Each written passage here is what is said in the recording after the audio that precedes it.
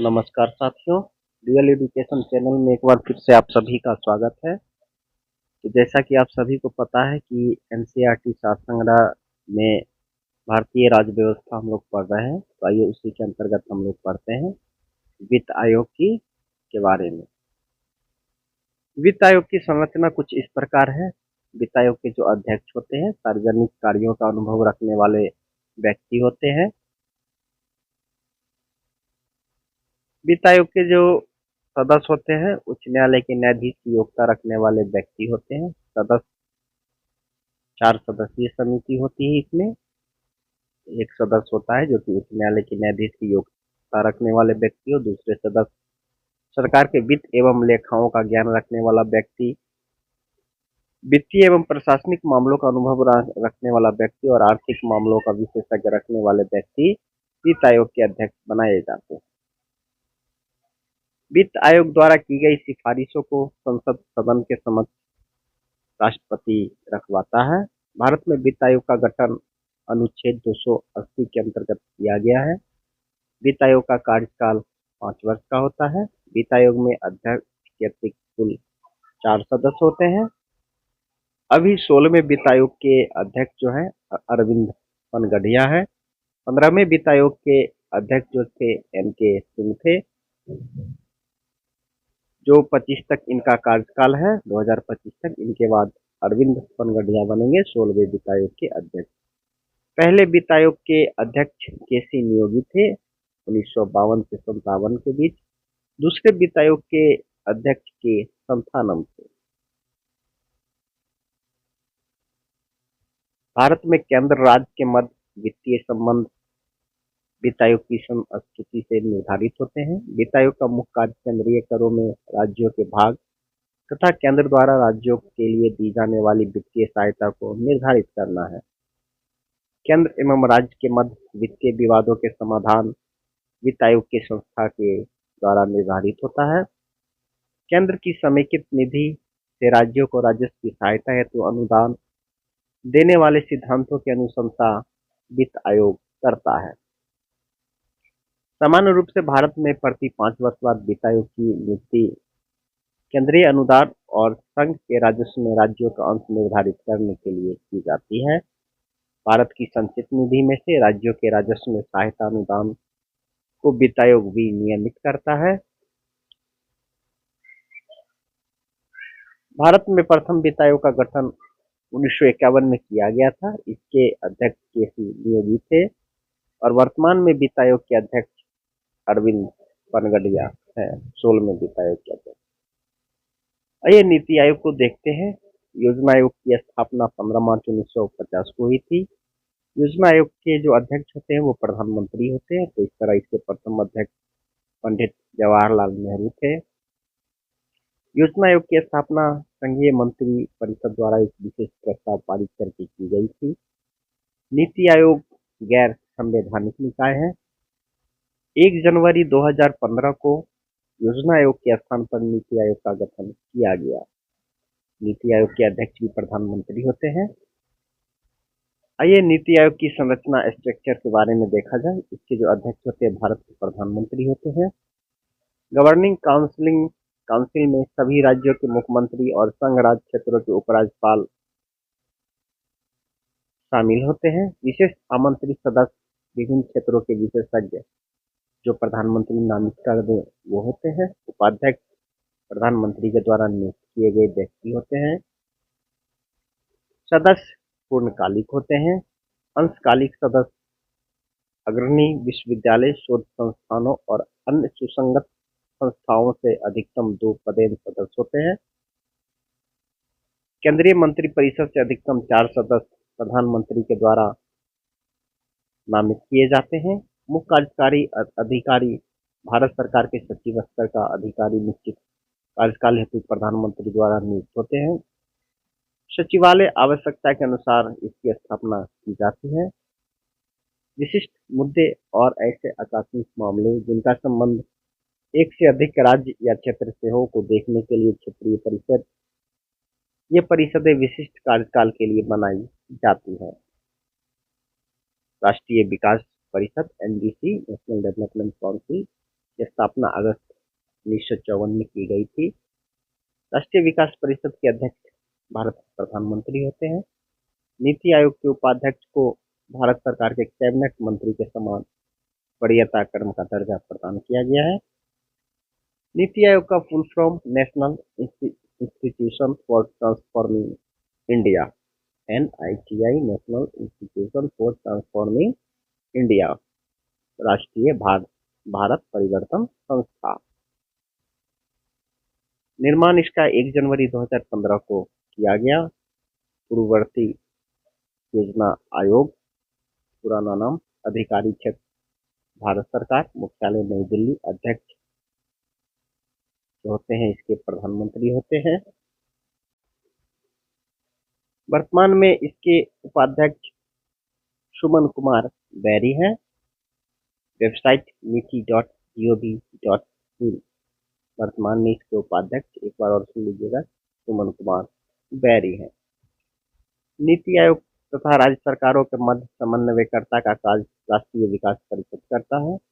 योजना आयोग ने संघ का स्थान ले लिया है और हमारा देश अनेक अर्थों में एकल प्रणाली की तरह कार्य कर रहा है। यह कथन है के संथानम का।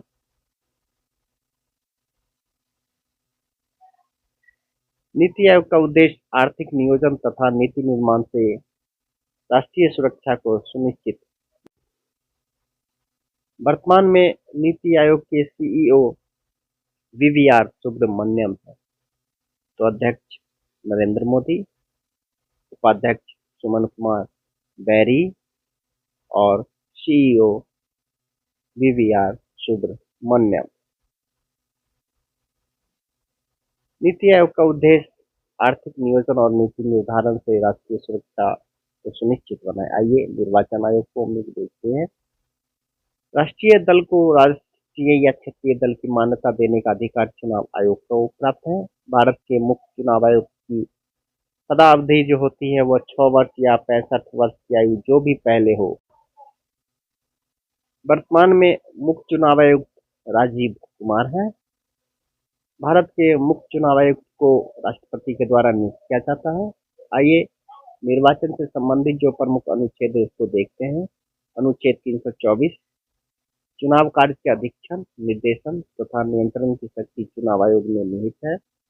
अनुच्छेद 325, चुनाव प्रक्रिया में शामिल होने के लिए कोई व्यक्ति धर्म, नस्ल, जाति अथवा लिंग के आधार पर अयोग्य नहीं होगा अथवा इन्हीं आधारों पर शामिल होने का दावा नहीं कर सकता। अनुच्छेद 326, लोकसभा अथवा विधानसभाओं के चुनाव वयस्क मताधिकार के आधार पर संपन्न होंगे। अनुच्छेद 327, विधानमंडलों के चुनाव के संबंध में उपबंध करने की संसद की शक्ति। अनुच्छेद 328, राज्य विधायिका का संबंधित राज्य के अंदर चुनाव के संबंध में प्रावधान बनाने की शक्ति। अनुच्छेद 329, चुनाव संबंधी विषयों में न्यायालयों के हस्तक्षेप पर रोक। अनुच्छेद 329 का क, प्रधानमंत्री तथा लोकसभा अध्यक्ष के चुनाव के संबंध में विशेष प्रावधान। भारत के मुख्य चुनाव आयुक्त राष्ट्रपति के द्वारा नियुक्त किए जाते हैं। आंतरिक दलीय लोकतंत्र का उपयोग दल के आंतरिक चुनाव हेतु जो दल के पदाधिकारी के चयन हेतु समय समय पर होता है। किस अनुच्छेद के अंतर्गत? अनुच्छेद 324 के अंतर्गत निर्वाचन आयोग का प्रावधान किया गया है। मुख्य चुनाव आयुक्त को संसद के दोनों सदनों के सदस्य द्वारा 2/3 बहुमत से प्रमाणित सदाचार के आधार पर उसके पद से हटाया जा सकता है। राष्ट्रपति का चुनाव भी भारत के निर्वाचन आयोग द्वारा संचालित किया जाता है। 61वें संविधान संशोधन 1989 के अंतर्गत मतदान की न्यूनतम आयु 21 वर्ष से घटाकर 18 वर्ष कर दी गई। संसदों की अयोग्यता संबंधी विवाद पर निर्णय निर्वाचन आयोग के परामर्श से राष्ट्रपति के द्वारा लिया जाता है। न्यायालय द्वारा अगर कोई अपराधी घोषित किया गया व्यक्ति है तो उसको चुनाव लड़ने के लिए अयोग्य करार दिया जा सकता है। भारत में मताधिकार और निर्वाचित होने का अधिकार विधिक अधिकार है। राजनीतिक दलों को सर्वप्रथम संवैधानिक मान्यता वर्ष 1985 में प्रदान की गई।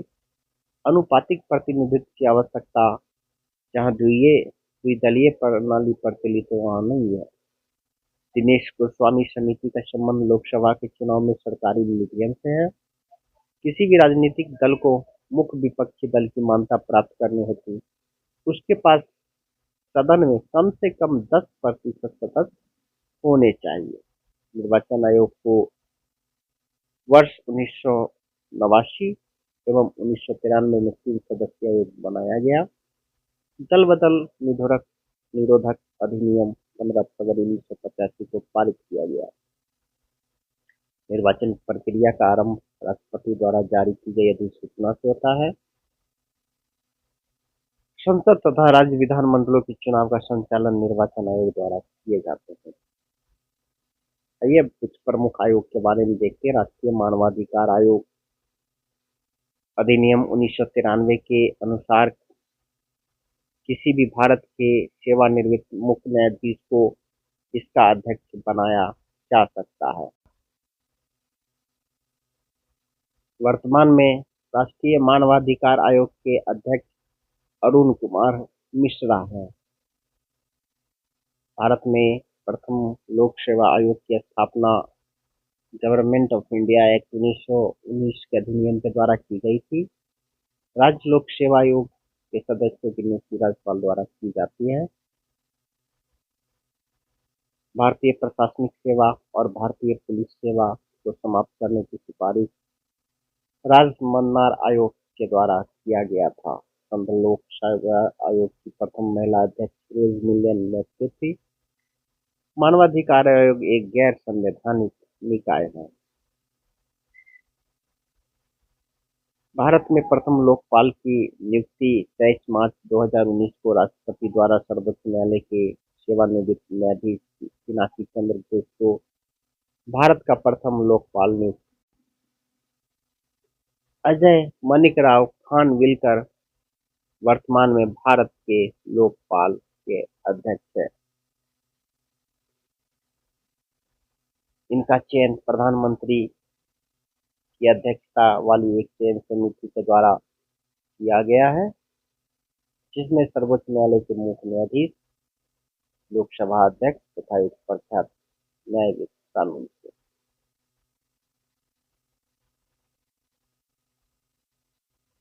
राजनीतिज्ञों और अपराधियों के साठगांठ की जांच करने वाली समिति बोहरा समिति है।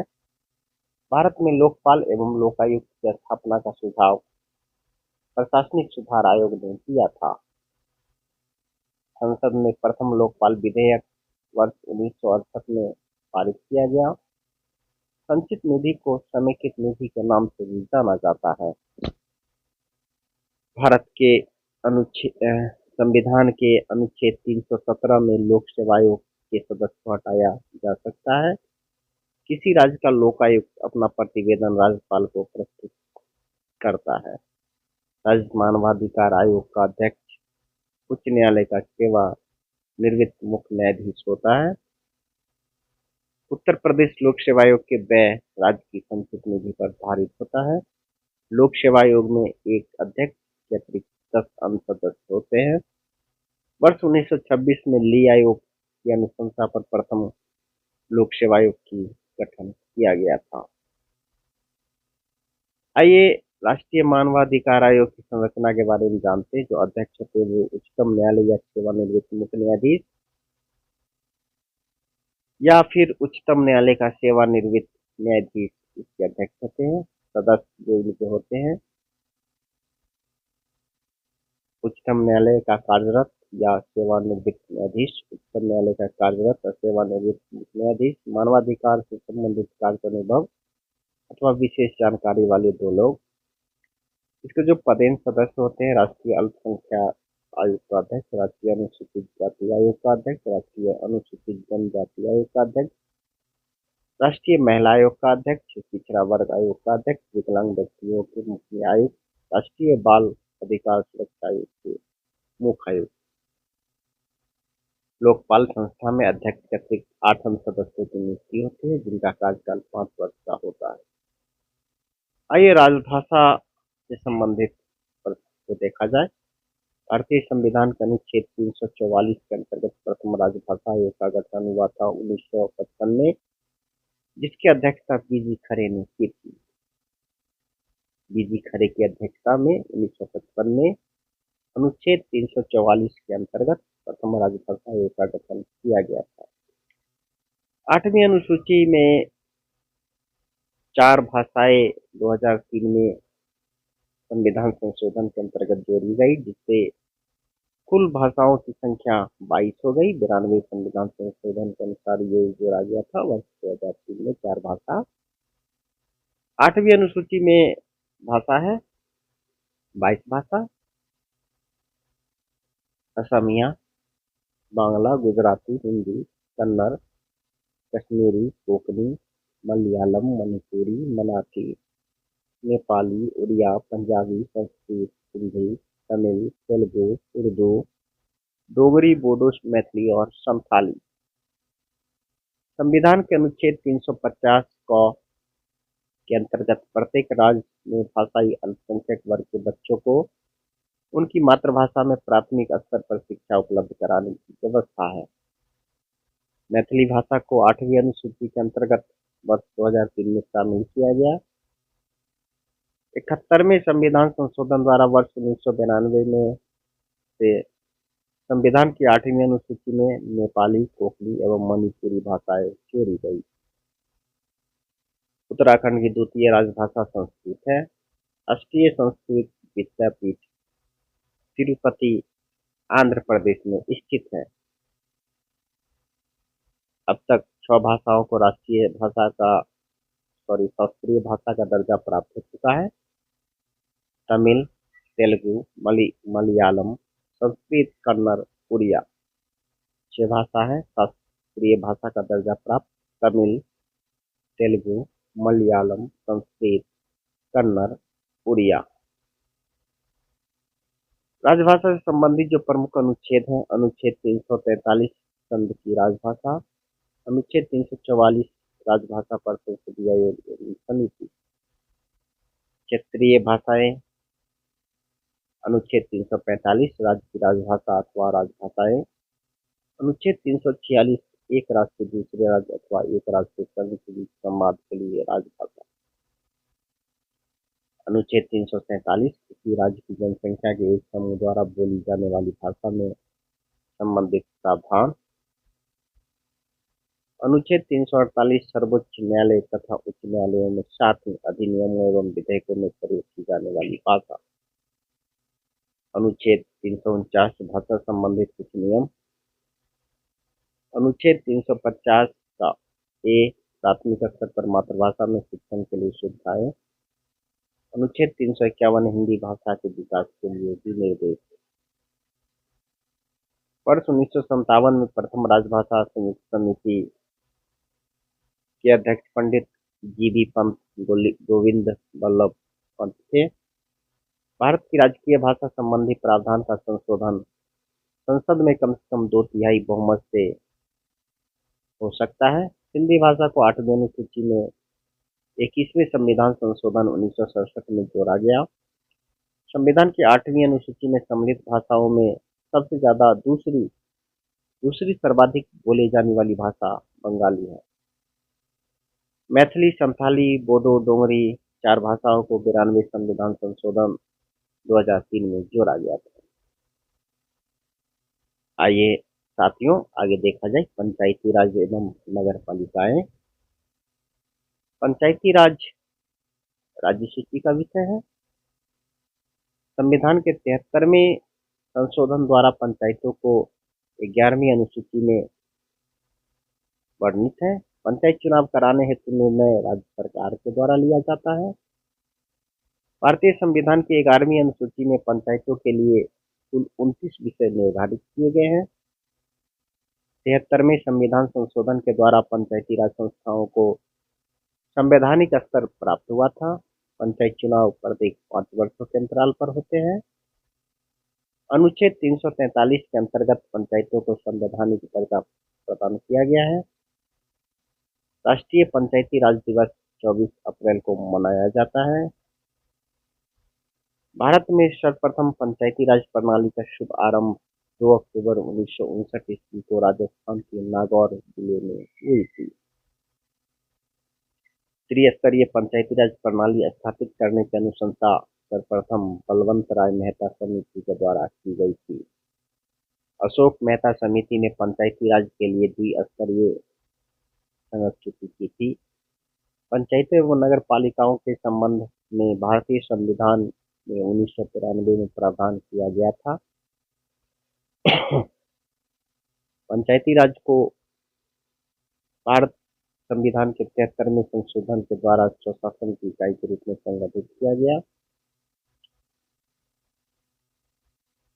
आइए पंचायती राज की व्यवस्था से संबंधित जो प्रमुख समितियां थी वो कब बनी इसके बारे में जानते हैं।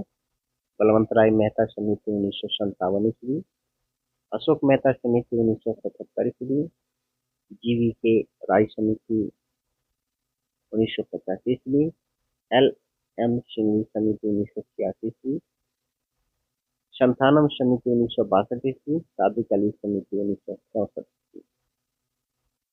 एल एम सिंघवी समिति पंचायती राज को संवैधानिक स्थिति प्रदान करने की संगति प्रदान की थी। गुजरात, महाराष्ट्र, राजस्थान में पंचायत समिति तथा जिला परिषद को भी करारोपण की शक्ति दी गई है। ब्लॉक स्तर पर पंचायत समिति का स्वरूप है प्रशासनिक प्राधिकरण। पंचायती राज का प्रधान लक्ष्य ग्रामवासियों में शक्ति का विकेंद्रीकरण तथा लोगों को विकासमूलक प्रशासन में भागीदारी को योग्य बनाना है। यदि पंचायत भंग होती है तो 6 महीना के अंदर निर्वाचन कराना अनिवार्य है। पंचायतों में महिलाओं के लिए अनुसूचित जाति और अनुसूचित जनजातियों के लिए आरक्षण का प्रावधान है। भारतीय संविधान के 73वें संशोधन आइए देखते हैं अनुसूची 11वीं अनुसूची में जो है इसमें पंचायतों की शक्तियां और उत्तरदायित्व निर्धारित किए गए हैं। इस सूची में 29 विषय हैं। इस अनुसूची को 73वें संविधान संशोधन अधिनियम 1992 द्वारा जोड़ा गया था। 12वीं अनुसूची इसमें नगर पालिकाओं की शक्तियों और उत्तरदायित्व बताई गई है। इस सूची में 18 विषय है। इस अनुसूची को 74वें संविधान संशोधन अधिनियम 1993 द्वारा जोड़ा गया था। 73वें संविधान संशोधन के अंतर्गत महिलाओं के लिए ग्राम पंचायतों में 33% सीट आरक्षित किए गए हैं।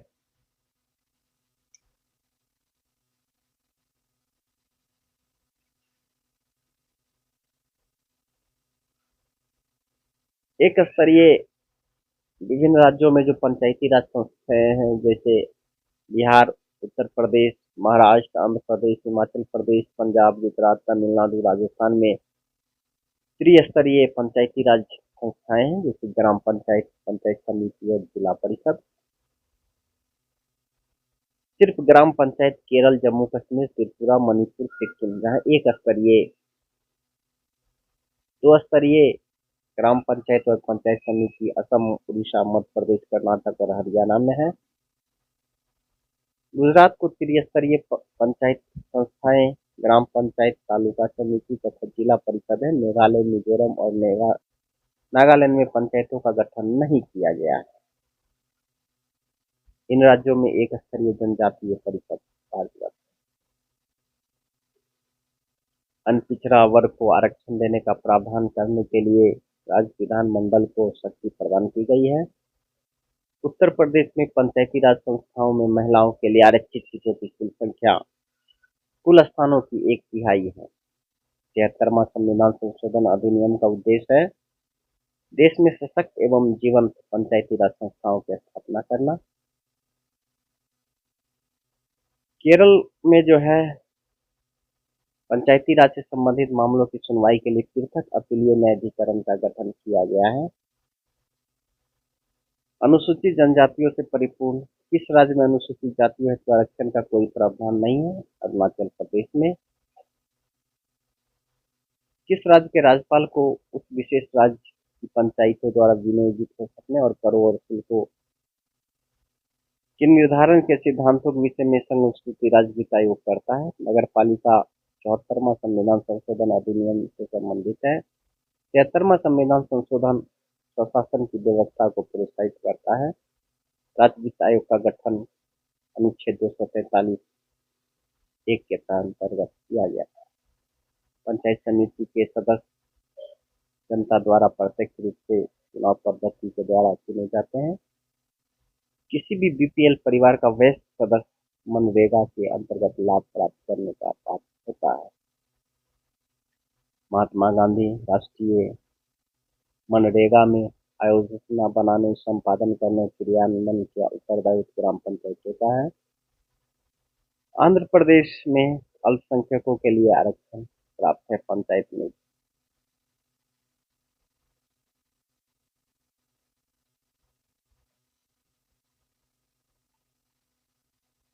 संविधान संशोधन का प्रावधान अनुच्छेद 368 के अंतर्गत किया गया है। भारतीय संविधान में संशोधन के लिए लोकसभा अथवा राज्यसभा किसी भी सदन में विधेयक लाया जा सकता है। 42वें संविधान संशोधन को लघु संविधान संशोधन अधिनियम कहा जाता है।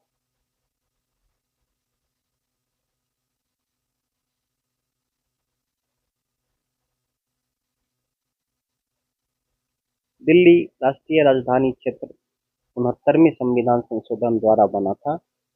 99वां संविधान संशोधन विधेयक राष्ट्रीय न्यायिक नीति आयोग के गठन से संबंधित है। भारतीय संविधान में 9वीं अनुसूची जोड़ी गई 1951 में भारतीय संविधान संशोधन के अंतर्गत। संविधान का 86वां संशोधन संबंधित है 6 से 14 वर्ष के बच्चों को निःशुल्क एवं अनिवार्य शिक्षा से।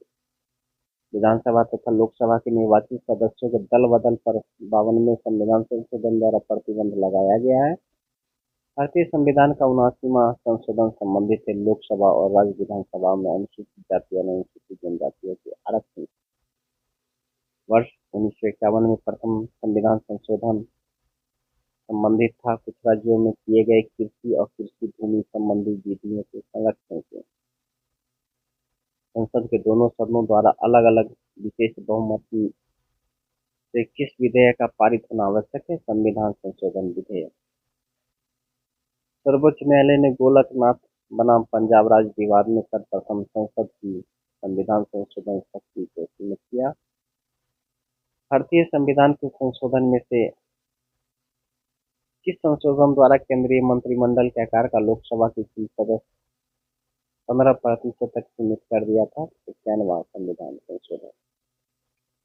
विशेष बहुमत और राज्यों के अनुसमर्थन द्वारा होने वाले संशोधन के अंतर्गत आने वाले कुछ विषय हैं। अनुच्छेद 54 राष्ट्रपति का निर्वाचन, अनुच्छेद 55 राष्ट्रपति के निर्वाचन की प्रक्रिया, अनुच्छेद 73 संघ की कार्यपालिका शक्ति का विस्तार, अनुच्छेद 162 राज्यों की कार्यपालिका शक्ति का विस्तार, अनुच्छेद 241 संघ राज्य क्षेत्रों के लिए उच्च न्यायालय, भाग 5 अध्याय 4 संघ की न्यायपालिका, भाग 6 अध्याय 5 राज्यों के उच्च न्यायालय, भाग 11 अध्याय 1 राज्यों के विधायी संबंध। 7वीं अनुसूची को किसी सूची में संशोधन, संसद में राज्यों का प्रतिनिधित्व, स्वयं जो अनुच्छेद 368 संविधान संशोधन की प्रक्रिया में संशोधन। 86वें संविधान संशोधन 2003 द्वारा शिक्षा के अधिकार से संबंधित अनुच्छेद 21 के क में जोड़ा गया था।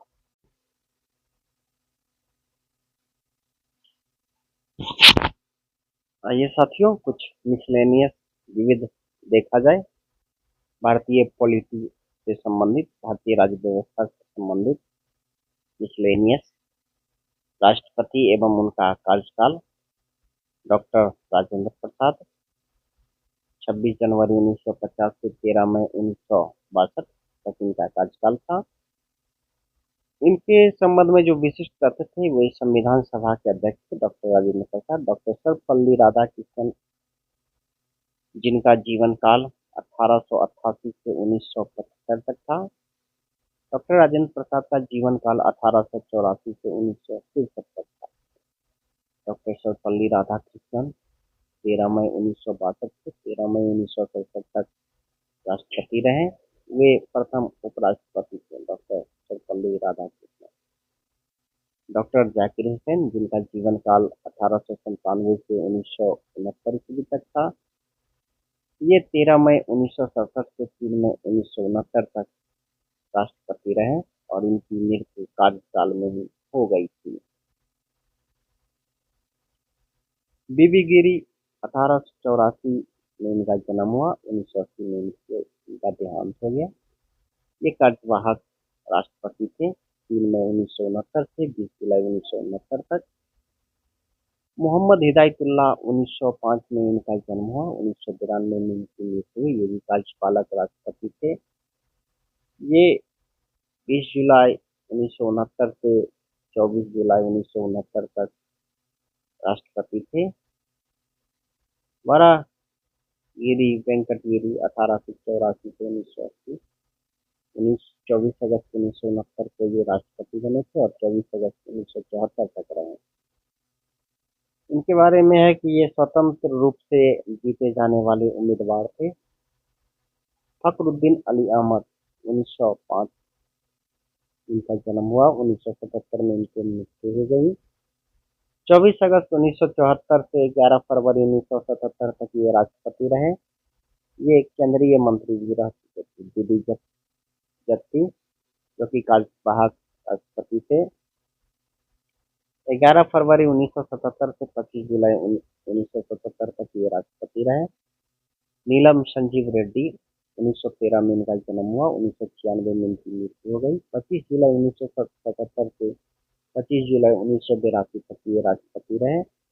इनके बारे में कहा जाता है कि ये निर्विरोध चुने जाने वाले राष्ट्रपति थे, जो कि 1969 में पराजित होने के बाद फिर से जीते थे। ज्ञानी जेल सिंह 1916 इनका जन्म हुआ। 1994 में मृत्यु हो गई। 25 जुलाई 1982 से 25 जुलाई 1987 तक ये राष्ट्रपति रहे। ये प्रथम सिख उपराष्ट्रपति थे। ज्ञानी जेल सिंह प्रथम सिख उपराष्ट्रपति। आर वेंकटरमन 1910 ईस्वी में इनका जन्म हुआ। 25 जुलाई 1987 से 25 जुलाई 1982 तक ये राष्ट्रपति रहे। शंकर दयाल शर्मा 1918 में इनका जन्म हुआ। 1999 में इनकी मृत्यु हो गई। 25 जुलाई 1992 से 25 जुलाई 1997 तक ये राष्ट्रपति रहे। के आर नारायणन 1920 से 2005। 25 जुलाई 1997 से 25 जुलाई 2002 तक ये राष्ट्रपति रहे। इन्होंने 4 प्रधानमंत्रियों के साथ कार्य किया। डॉक्टर APJ अब्दुल कलाम 1921 में इनका जन्म हुआ। 2015 में इनकी मृत्यु हुई। 25 जुलाई 2002 से 25 जुलाई 2007 तक ये राष्ट्रपति रहे। ये प्रथम वैज्ञानिक राष्ट्रपति थे। प्रतिभा देवी पाटिल 1934 में इनका जन्म हुआ। 25 जुलाई 2007 से 25 जुलाई 2012 तक ये राष्ट्रपति रही और ये प्रथम महिला राष्ट्रपति बनी। प्रणब मुखर्जी 1935 में इनका जन्म हुआ। 25 जुलाई 2012 से 25 जुलाई 2017 तक ये राष्ट्रपति रहे। ये प्रथम बंगाली राष्ट्रपति थे। रामनाथ कोविंद 1945 में इनका जन्म हुआ। 25 जुलाई 2017 से 25 जुलाई 2022 तक ये राष्ट्रपति रहे। ये उत्तर प्रदेश के प्रथम राष्ट्रपति बनने वाले। द्रौपदी मुर्मू 25 जुलाई 2022 से अब तक ये मुख्यमंत्री है और प्रथम आदिवासी महिला बनने वाली ये राष्ट्रपति। ये भारत के मुख्य न्यायाधीश के बारे में कुछ देखा जाए। प्रथम भारत के मुख्य न्यायाधीश हीरालाल जेठानिया थे। वर्तमान में भारत के मुख्य न्यायाधीश संजीव खन्ना है। भारत के अभी वर्तमान में मुख्य न्यायाधीश संजीव खन्ना है। प्रथम थे हीरालाल जेठानिया। भारत के मुख्य निर्वाचन आयुक्त प्रथम थे सुकुमार सेन। भारत के मुख्य निर्वाचन आयुक्त पहले थे सुकुमार सेन। वर्तमान में राजीव कुमार भारत के मुख्य निर्वाचन राजीव कुमार भारत के वर्तमान में मुख्य निर्वाचन आयुक्त पहले थे शिव कुमार सिंह, भारत के पहले मुख्य निर्वाचन आयुक्त शिव कुमार सिंह। देश की प्रथम महिला मुख्य चुनाव आयुक्त Shrimati V S M Rama Devi थी। देश के प्रथम मुस्लिम मुख्य चुनाव आयुक्त डॉक्टर शहाबुद्दीन याकूब कुरैशी थे। तो साथियों, आज इतना ही। आगे के लिए आप सबों का नमस्कार। कृपया करके मेरे चैनल को सब्सक्राइब जरूर कर दीजिएगा। अगर अच्छा लगे तो